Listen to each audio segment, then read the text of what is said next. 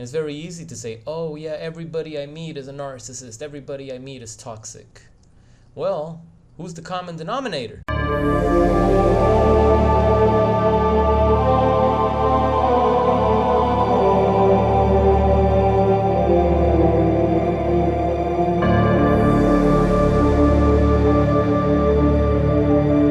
Hello, my friends, and welcome back to another segment, Psychopath Exposure. My name is Kira. Got an interesting comment I want to share with you guys and see what you guys think about this. I'm going to read it right now. Kept you waiting. All right, so this one comes from the Vote 8023. The Vote 8023 says, okay, like, I've watched over 100 of these shorts and came to a conclusion that this is just cope for people who just got dumped.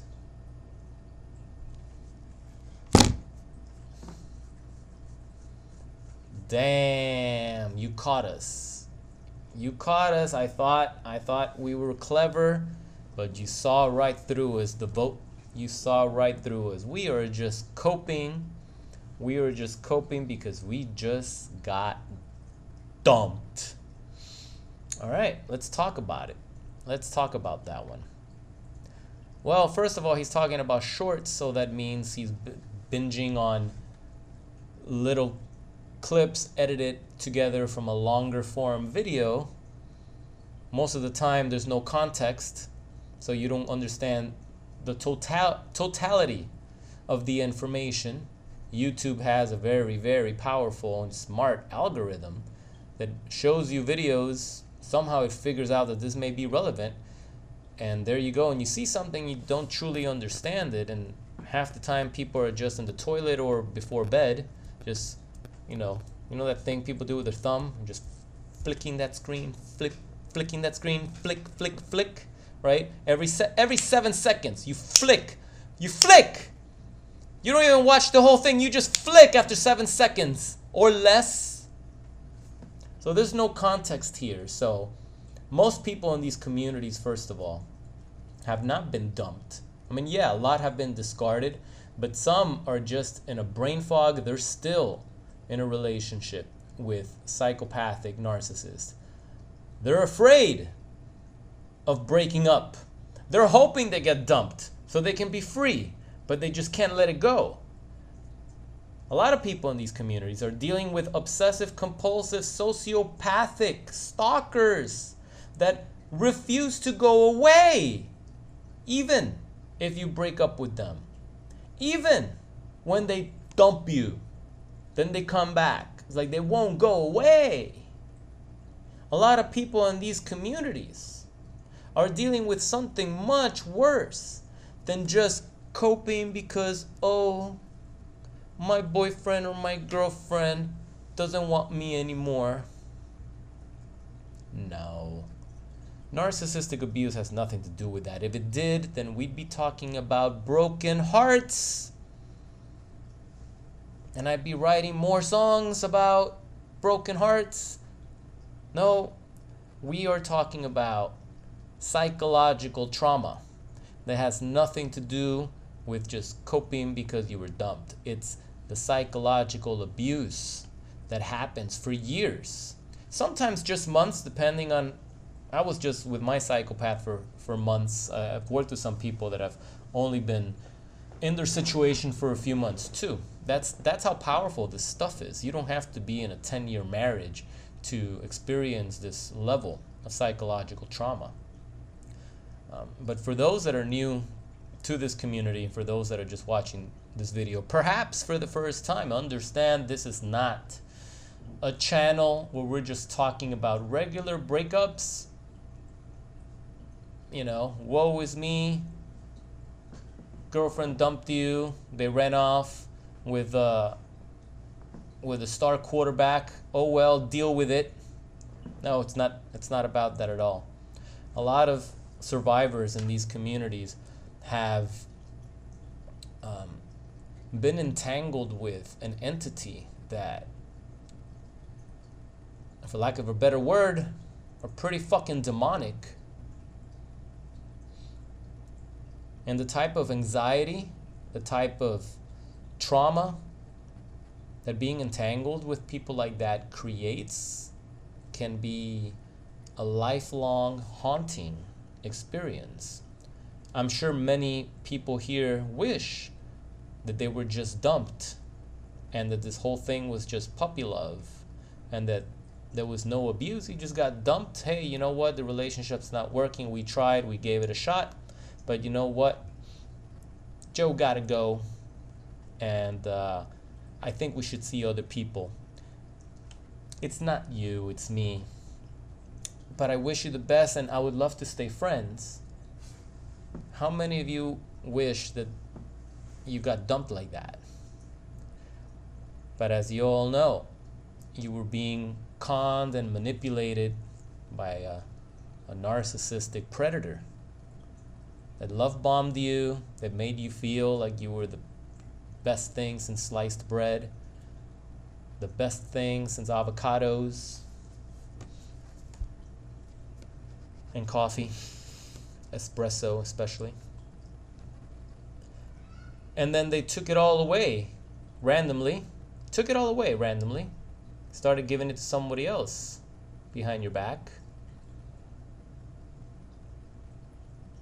All because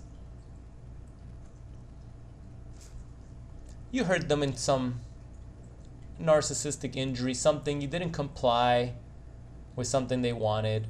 The vision that they had when they idealized you, you couldn't live up to it because it was impossible. And then they met someone younger, hotter, taller, stronger, more money, more assets, more status. And they decided to target and groom that person, make that person feel that they were really special, make that person feel that, hey, you're a better candidate than this loser over here. And then they flip the story. And then they tell the new person that you're crazy. And they tell the new person that you're a narcissist sometimes. And they tell the new person how abusive you are and how you refuse to sign the divorce papers, etc., etc., etc. It's all bullshit. It's all bullshit. Most people here wish that they were just dumped, like in high school, and that was the end of it. That's not the case. But I'm not gonna shit on the comment 100% because I do believe that there are some people that refuse to accept responsibility, and they have not been entangled with a narcissist whatsoever.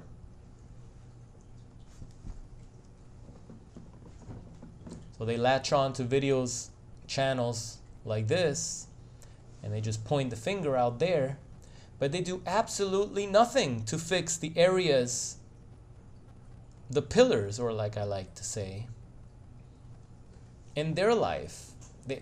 They don't have the self-awareness to self-correct areas of their life where they're not necessarily strong. Maybe their communication skills are poor. Maybe their social skills are poor. You know, there's so many different categories, and when we do a self-evaluation in our life, and it's very easy to say, oh yeah, everybody I meet is a narcissist, everybody I meet is toxic. Well, who's the common denominator? You know, I realized a long time ago why I attracted a certain type of woman. And it was all me. It was me. It was the vibe I was putting out. That's exactly what I wanted. It's exactly what I wanted. But exactly what I wanted came with side of consequences that I did not want. But that's life.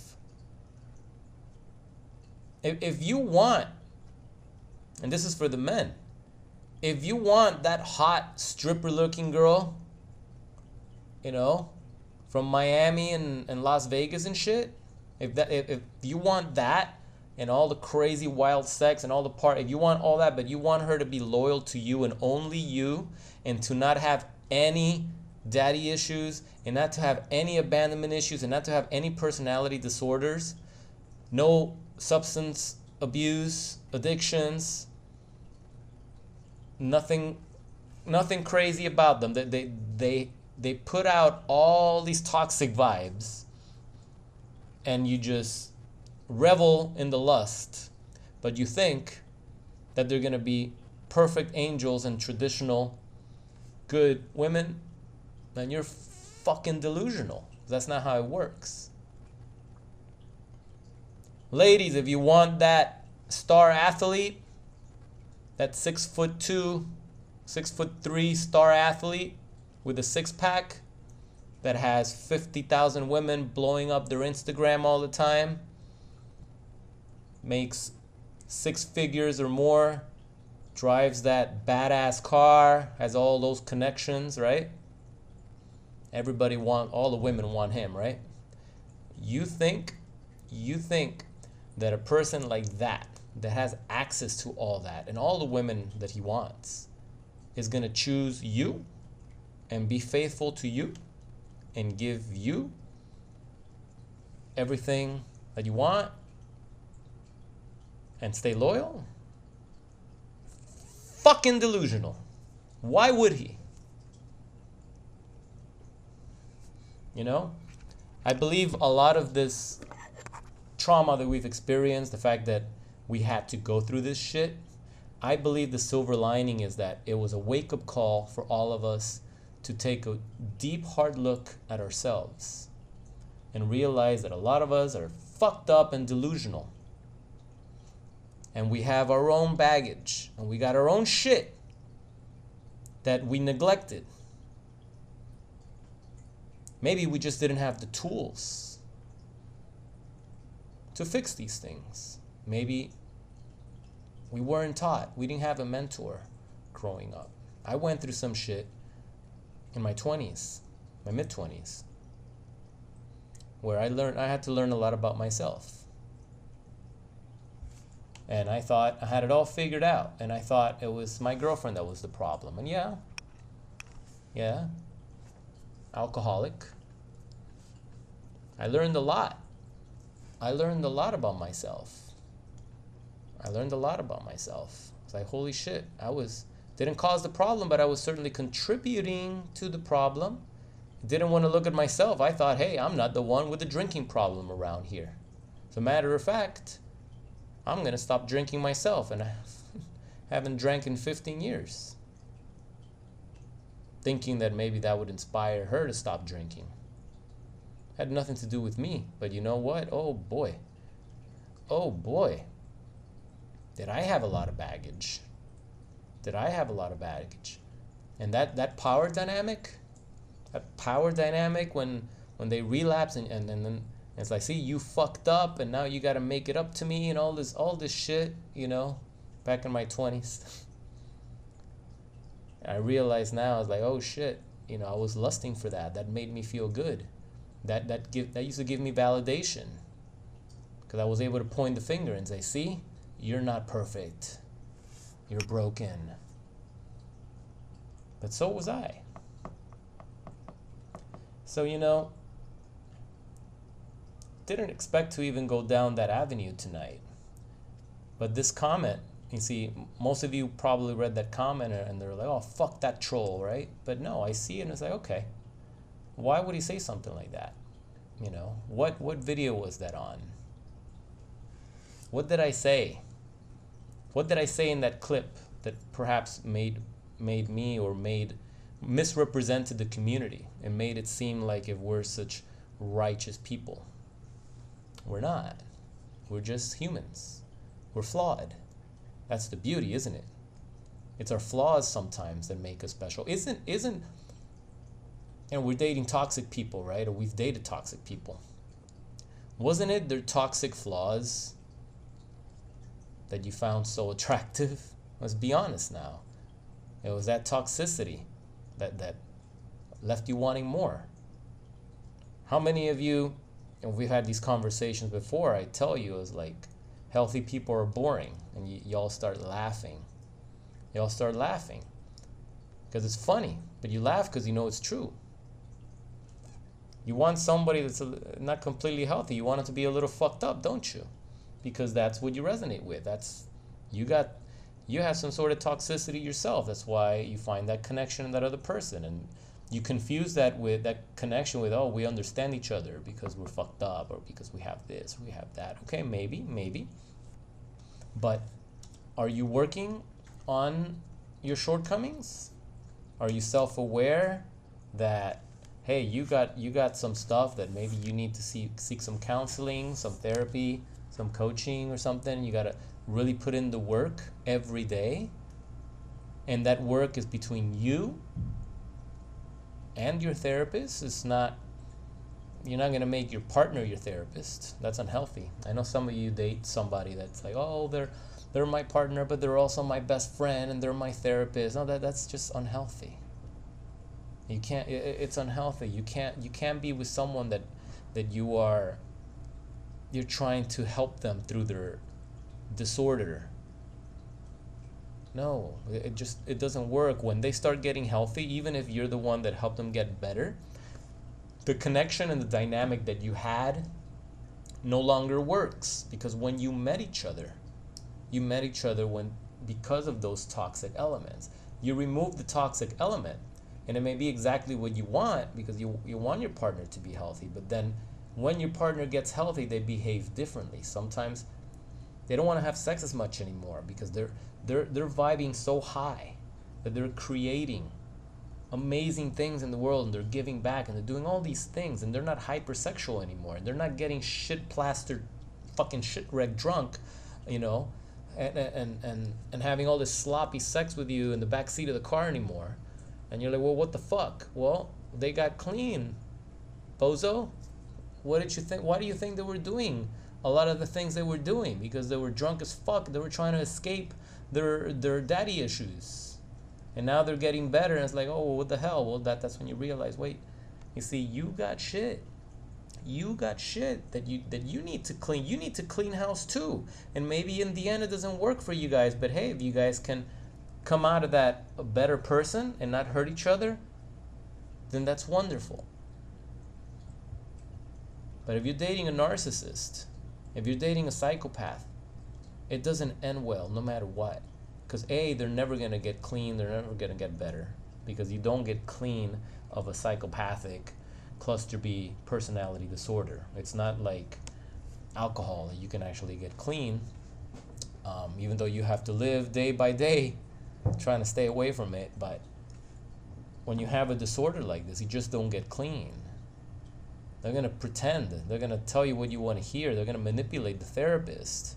They're going to fuck with your head. They're going to gaslight you. And then maybe you start drinking, trying to cope, right? And you want to talking about coping. And when you break up, it's always bad. You just don't break up with a narcissist in good terms. It just doesn't happen that way. And I wish some of you, even though I wish everyone a very peaceful future, I do wish that at first you would carry a little bit of anger, not to express that anger outwards and do something stupid that will get you in trouble, but to have the anger where it's like, hey, no, you're my enemy. You fucked me up. I have nothing to say to you. I don't wish you to burn in hell or anything like that. Like, maybe secretly you can. You don't have to tell them if you don't want to. I know some of you don't want to go there, but we have nothing else to say to each other. Because a lot of narcissistic entanglements don't end as explosive as others. Like, I can tell you, like, my psychopathic entanglement, that was fucking horrible. That was an atomic bomb, the way that ended. But I've been in other relationships, I've been in other situations, and it's like, you know what, there's no need to yell. It's like, what you did, I know what you did, and you did it again, and that's a deal breaker. And I got nothing else to say to you. And when you have that attitude, it's like whatever happens next just bounces off of you. But that's you. That's you. The narcissist doesn't like that. The narcissist doesn't want to be ignored. You see how it gets dirty. It gets really, really fucked up when you're dealing with someone psychopathic, narcissistic, sociopathic. It's really, it's totally different. But at the end of the day, all you can control is you. The only person you really got to worry about is you. You change yourself.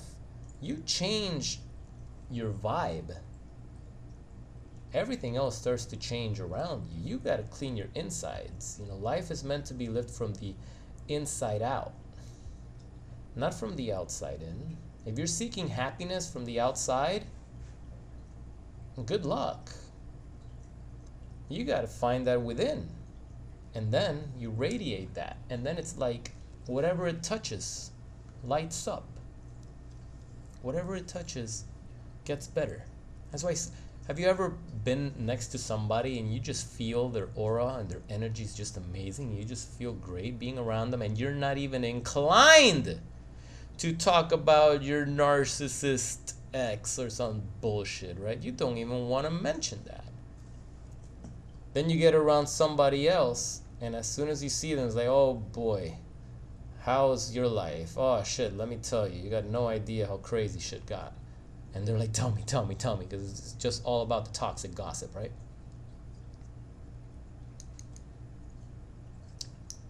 It's because your insides are all fucked up. You got a lot of wounds. You got a lot of wounds that were still open, and the narcissist came and they knew exactly what wounds to touch. And we hate them because of that. But you know what? Over time, you have to be grateful that they touched them, because they reminded you that they were open wounds. They reminded you those are your weaknesses. If a boxer knocks you out, you got to study that film and say, where was my defense weak? Oh, it was that. When I draw into that stance and when I pull back here, there comes that count. I don't even see it coming. Gotcha. And then you go and you drill that and you drill that and you drill that, right? So sometimes it's a blessing that you had to cross paths with a narcissist, because if you do the work, you will become so much better. If you can become your greatest version, and it's because the narcissist fucked you up so much that you fell down so hard, you hit that rock bottom, there was nowhere else to go but up. And you started climbing, relentlessly started climbing. There's no ceiling on how high you can go. So, I don't know. Maybe we're just coping because we got dumped. I didn't get dumped. I know a lot of you didn't get dumped. Maybe we're coping. Maybe we're not. But you know what? If this video triggers you in any way, if this video somehow, if I'm planting a seed, if I can plant a seed somehow that's like, hey, you know what? Yeah, the narcissist did all this and that, but you know what? What am I doing about it? What am I doing to make my life better? What am I doing? I'm responsible. What am I doing every day to get out of my head, and hopefully not drugs, but what am I doing every day? What am I getting involved in that consumes most of my brain energy with higher vibrations, where I'm consumed with thinking about that most of the time because I'm excited? Maybe you're working on a project, or you're playing a sport, or you're building something, and all you think about is just that and that. And yeah, maybe you have to go to work, maybe you hate your job, maybe you have to go to school and you hate going to school, but while you're there, you're still thinking about this cool shit that you're gonna do, instead of thinking about and ruminating about and replaying the tape about how the narcissist cheated and betrayed you all those times. Because every time you play back that tape, it fucks you up again. And it ruins your moment. And it trains your brain that every other thought you have is about your psychopathic ex or your narcissistic ex, until it becomes a habit. And once it's a habit, then you're just ruminating all the time and you don't know how to stop it. Then you wonder why you've become so goddamn nihilistic. Then you wonder why you're so depressed and you don't want to get up in the morning anymore and you don't have the will to live anymore. Then you wonder why. It's all the thoughts that you entertain. And if recovering from narcissistic abuse has become, the catalyst, if that's what is driving you now, to work on all these areas that you probably should have worked on 20 years ago, and you didn't. And maybe had you wouldn't have been in this situation, right? But you didn't, and here you are. And if this is what it took to get you where you need to be, then so be it. What's wrong with that? What's wrong with that? Just make sure you handle your business. Just make sure you work on what you need to work on to make sure something like this has happened to you again. And then when you encounter people like this, as you will, because now you're becoming more educated on it, you know how to take them out. You know how to take them out. Trust me. So that's it for today, guys. Thanks for listening to my rant. If you got some value out of the video, if you haven't already, drop a like. Drop a like on the video. Share the video with everybody that needs to listen to a message like this. And please subscribe if this is your first time here. Subscribe to the channel so we can grow, so we can get this information out to as many people as we can, because the numbers are growing. The narcissist disorder is growing. Social media is pushing a really toxic lifestyle on our youth, on us, and even on the elderly that have smartphones too, and they want to be hip with all the social media stuff. So share the video, and I would love to hear your thoughts in the comments below of what you think about this. Do you think we're coping? You think we're coping? Or did we really go through something life-changing? Let me know in the comments below. All right, I'm going to sign off. This is Kita, and my name is Psychopath Exposure. Just wanted to see if you were paying attention. All right, guys, love you. Be good. See you in the next video. Take care.